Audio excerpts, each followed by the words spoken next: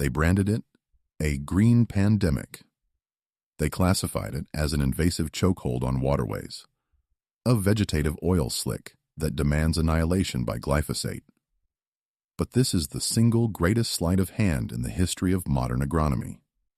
You are looking at an organism that possesses a capability human engineering has yet to efficiently replicate: the power to double its entire biomass every 72 hours.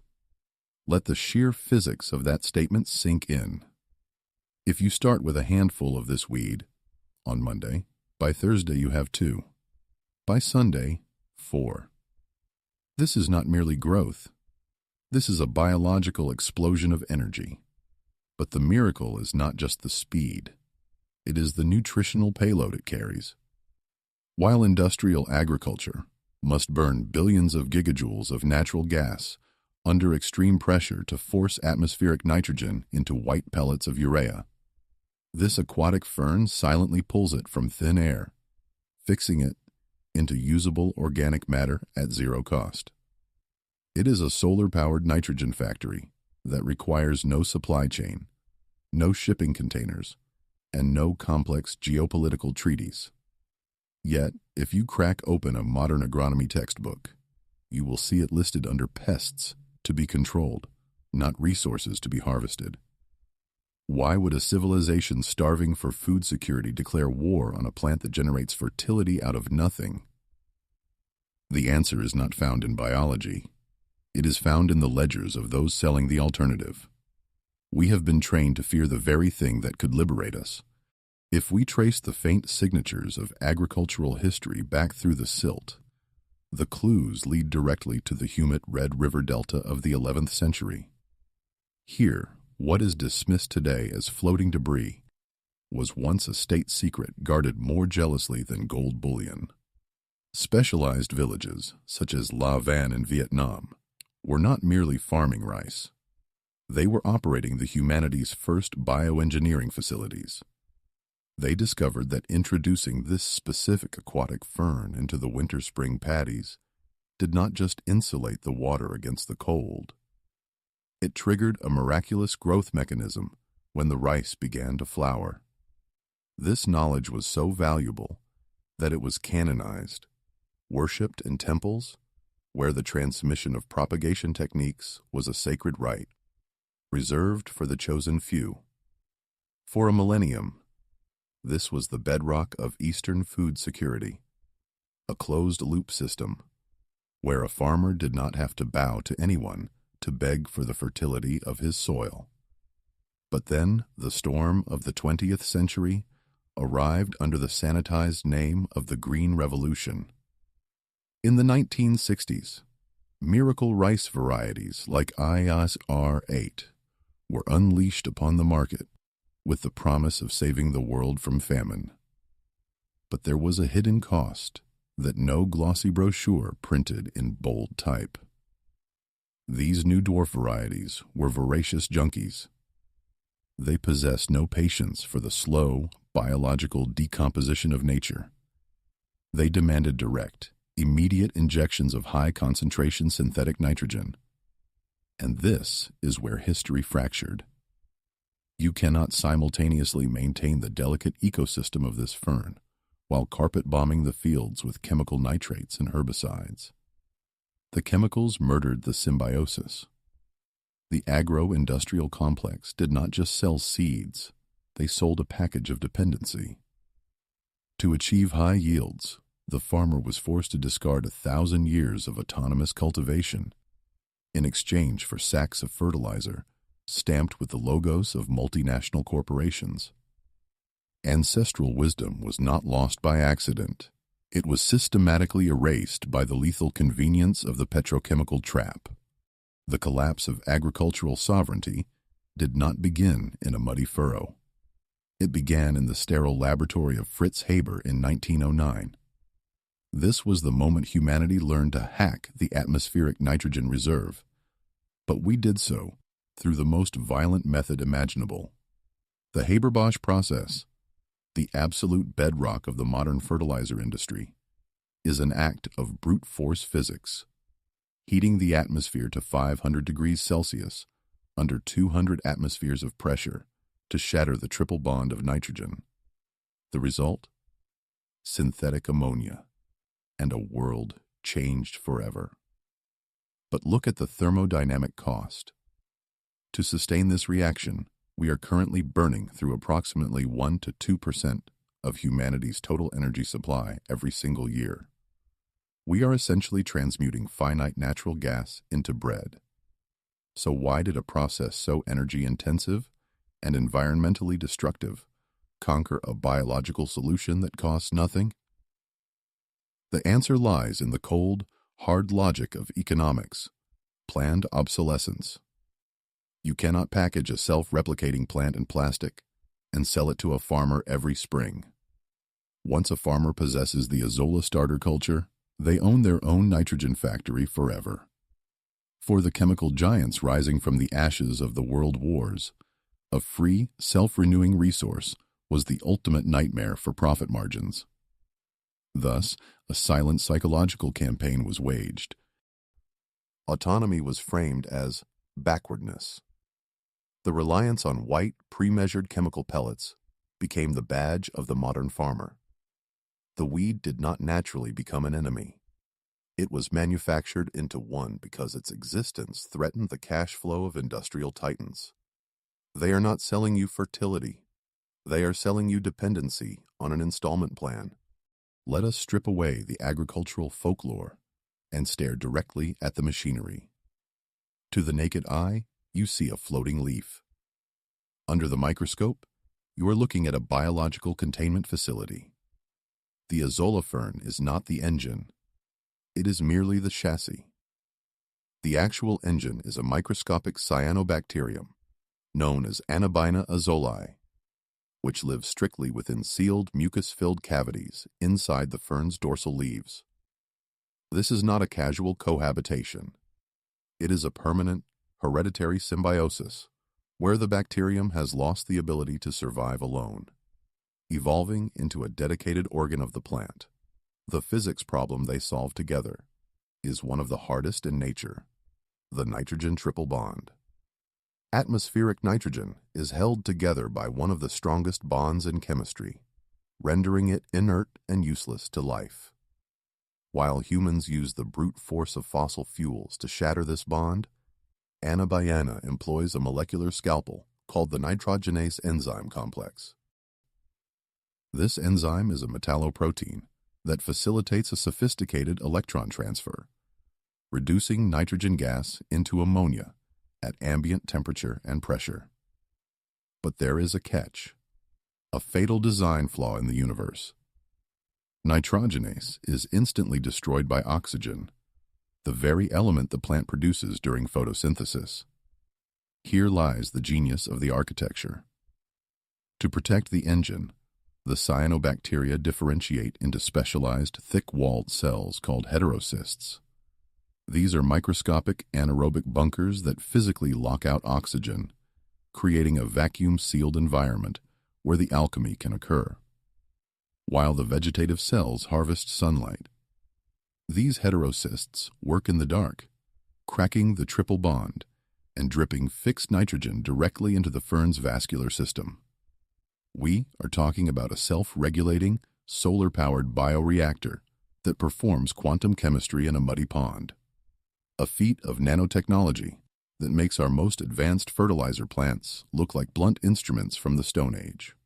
This is where the investigation shifts from the chemistry of the soil to the biology of the trough. We have been conditioned to believe that the soybean is the undisputed monarch of plant protein, the indispensable monolith of global nutrition. Yet, unclassified data from the Controlled Ecological Life Support Systems program by NASA in the 1980s exposes a different reality. When space agencies were searching for the ultimate compact food source for Mars colonization, they didn't look at corn. They looked at Azolla. The reason is mathematical efficiency. While soybeans require months of land usage, massive irrigation, and processing to yield a single harvest, this fern provides a continuous daily harvest of high-grade biomass. The nutritional profile reads, less like a plant and more like a laboratory-formulated supplement. We are looking at a dry weight protein content, ranging from 25 to 30%, rich in essential amino acids like lysine, which are typically deficient in grain-based feeds. This is the green gold standard. In field trials across Southeast Asia, farmers replacing 50% of commercial feed with fresh azolla saw no drop in the growth rates of ducks, tilapia, or pigs, but witnessed a collapse in their overhead costs. It functions as a dual-use technology, a biofertilizer that fixes nitrogen for the rice, and a high-protein fodder that fattens the livestock swimming between the stalks. The science is not theoretical. It is operational. We are ignoring a biological reactor that outperforms our best industrial crops in protein turnover per hectare, simply because it does not fit the monoculture model of annual harvest. The weed is actually the feed. We are now entering the operational phase. To restart this biological engine, you do not need a laboratory. You need to understand the hydrodynamics of a microenvironment. The first rule of the resurrection protocol is stability. You are not growing a crop in the soil. You are cultivating a colony on the tension of the water's surface.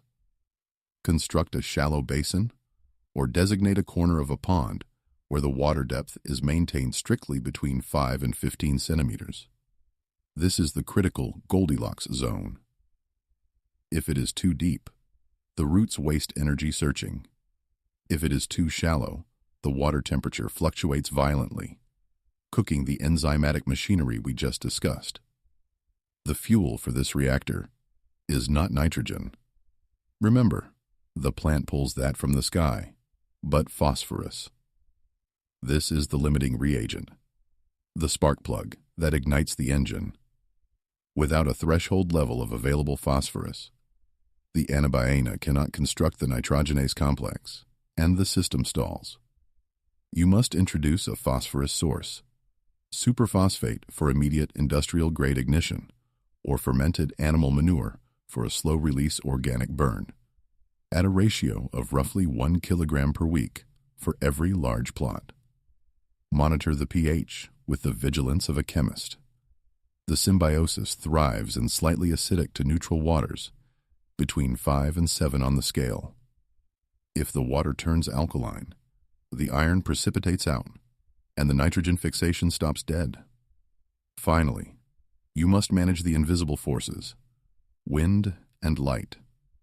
This fern is a floating solar panel, but it is structurally fragile. Turbulence is its enemy. Strong winds will pile the ferns on top of each other, cutting off light to the lower layers and triggering decomposition that fouls the water. You must install windbreaks or baffles to keep the surface glass calm. As for light, while it feeds on the sun, it cannot withstand the full ultraviolet assault of a tropical noon without acclimation. During the initial inoculation phase, when you introduce your starter culture, provide partial shade, about 30 to 50% density. This mimics the dappled light of the ancestral swamp, signaling the plant that it is safe to begin the rapid division cycle. Now we face the most critical operational parameter, the harvest. This is where the uninitiated fail, because they treat this organism like a vegetable rather than a biological fire. You cannot wait for a season. Remember the mathematics of doubling? If you allow the surface to become 100% covered, the colony suffocates itself. The lower layers, starved of light and oxygen, begin to necrotize, crashing the water pH and releasing the precious nitrogen back into the atmosphere as useless gas. You must harvest to survive. The rule is to remove 30 to 50% of the biomass every 3 to 4 days. You are keeping the population in a permanent state of biological panic, forcing it to replicate desperately to fill the void. This maintains the exponential growth curve indefinitely. Once harvested, you're holding a substance that decomposes with terrifying speed. It possesses a carbon-to-nitrogen ratio of roughly 10:1, chemically similar to high-grade poultry manure, but far more volatile. If you simply leave it on dry land under the sun, nearly 80% of the nitrogen will volatilize, evaporate into the air within 48 hours. You must lock it down immediately. For wet cultivation like rice, the ancient technique is trampling. You must physically push the floating fern down into the anaerobic mud layer. This forces the decomposition to occur underground, trapping the released ammonia directly at the root zone where the crop needs it most. For dryland gardening, never use it as a simple top mulch. It is too potent and will gas off. You must mix it immediately with high-carbon brown waste, straw, dried leaves, or cardboard to capture the nitrogen flush. You are building a slow-release battery.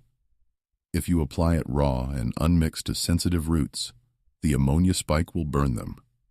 Treat this biomass with the respect you would accord a chemical concentrate, because biologically, that is exactly what it is.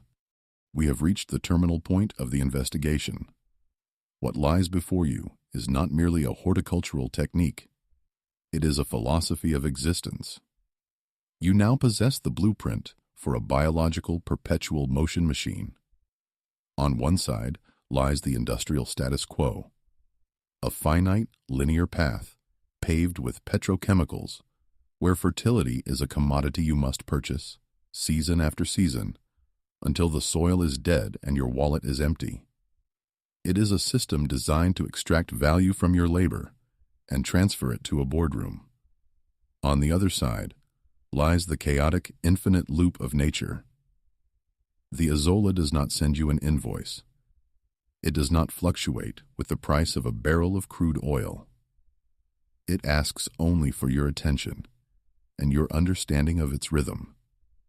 Every time you seed a pond with this green gold, you are committing a quiet act of defiance. You are stepping out of the supply chain and reclaiming the primary means of production.